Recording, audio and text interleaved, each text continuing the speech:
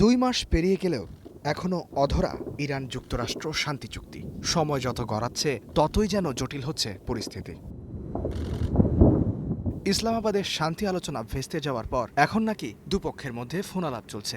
বুধবার ওভাল অফিসে সাংবাদিকদের এ কথা জানান মার্কিন প্রেসিডেন্ট নিজেই। বলেন, বারবার ফলহীন আলোচনা করতে লম্বা পথ যাত্রা অপ্রয়োজনীয়। We're not flying anymore with 18-hour flights every time we want to see a piece of paper. We're doing it telephonically. আমরা এখন ইরানের সাথে ফোন আলাপ করছি।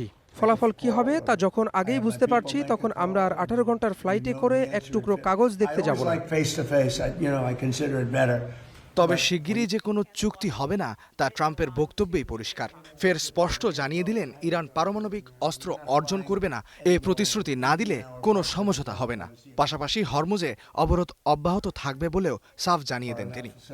At this moment, there will never be a deal.